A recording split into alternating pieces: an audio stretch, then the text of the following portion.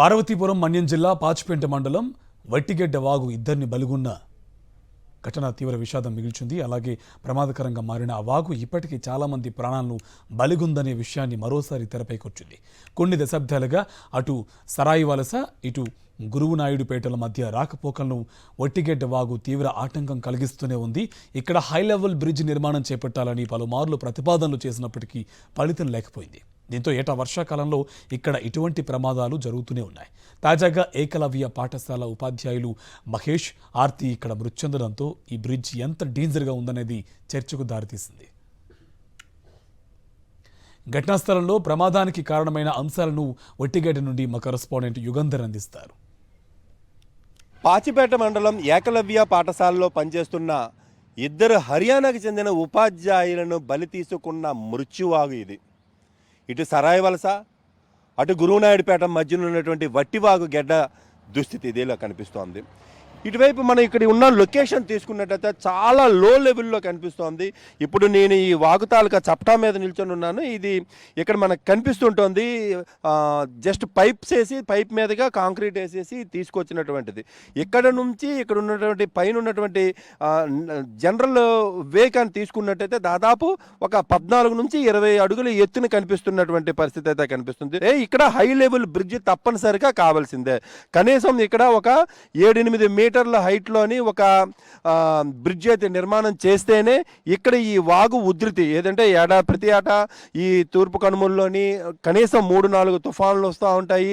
భారీ వర్షాలు 4-5 సార్లు వస్తుంటుంది. జూన్ నెల నుంచి నవంబర్ నెల వరకు ఎప్పటికప్పుడు ఈ వాగు అంతా కూడాను పొంగుతున్నటువంటి పరిస్థితి. కనీసం ఈ ఒక సీజన్లోనైతే 10-15 సార్లు ఈ వాగు పూర్తిగా వరదతో మునిగిపోయి ఉన్నటువంటి పరిస్థితి అయితే మనకు కనిపిస్తోంది.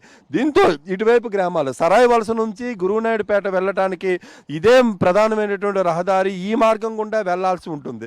అక్కడ మనం చూసినట్టయితే మన కెమెరాలో కనిపిస్తుంటుంది. ఆ లెవెల్ అనేటువంటిది కనిపిస్తుంది. అక్కడ జనరల్ రోడ్డు ఎంత హైట్లో ఉంది, ఇక్కడ ఉన్నటువంటి చప్టా ఎంత డౌన్కు ఉంది అనేటువంటి ఈ లో లెవెల్ అంతా కూడాను వాటర్ ఫ్లో ఉంటుంది.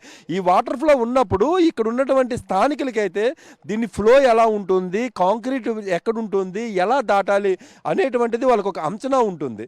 కానీ వీళ్ళంతా కూడా హర్యానా నుంచి వచ్చినటువంటి టీచర్స్ కావటం వలన, అది కూడా ఈ సంవత్సరమే రిక్రూట్ అవటం వలన, ఫస్ట్ వర్షాల సీజన్ వీళ్ళు ఫేస్ చేసి ఉండటం వలన వట్టిగడ్డ వాగు మీద ఈ నీటి తాలూకా ప్రవాహాన్ని వీళ్ళు అంచనా వేయలేకపోయారు.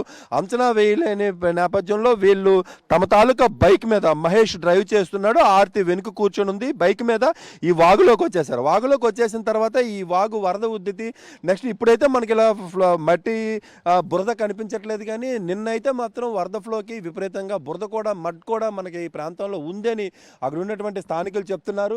ఇటువైపు నుంచి వరద ఉధృతి నేరుగా వచ్చి పైకి వచ్చేస్తుంది. బురదతో ఒక మడ్ రావటంతో వాళ్ళకి ఉక్కిరి బిక్కిరి అయిపోయినటువంటి పరిస్థితి. వెహికల్ కూడా తప్పించుకోలేనటువంటి పరిస్థితి. ఇటువైపు తీసుకున్నట్టయితే ఈ తాలూకా గ్రావిటేషన్ ఫ్లో మనకు తీసుకున్నట్టయితే ఇంత ఎక్కువగా గ్రావిటీ కనిపిస్తుంది. ఇక్కడ వెంటనే ఇమీడియట్ ఎడ్జ్లోనే అయితే పూర్తిగా కాంక్రీట్ ఎడ్జ్ కనిపిస్తుంది. ఇక్కడ నుంచి మన కెమెరామెన్ చూపిస్తారు. ఇమీడియట్ ఎడ్జ్ కనిపిస్తుంది. ఇక్కడ ఎక్కడ కూడాను బెర్న్స్ కానీ లేదంటే ఏమో సేఫ్టీ వాల్స్ కానీ అట్లాంటి ఏమీ కూడా లేదు. రోడ్డు పక్కన దాదాపు 7-8 అడుగుల దిగువకి నీటి ప్రవాహం. ఇంత డేంజరస్ లొకేషన్లో నిన్నటువంటి దుర్ఘటన జరిగింది. వాళ్ళు పూర్తిగా స్థానికులు కాకపోవడం వలన వీళ్ళు దీన్ని అంచనా వేయలేకపోయారు.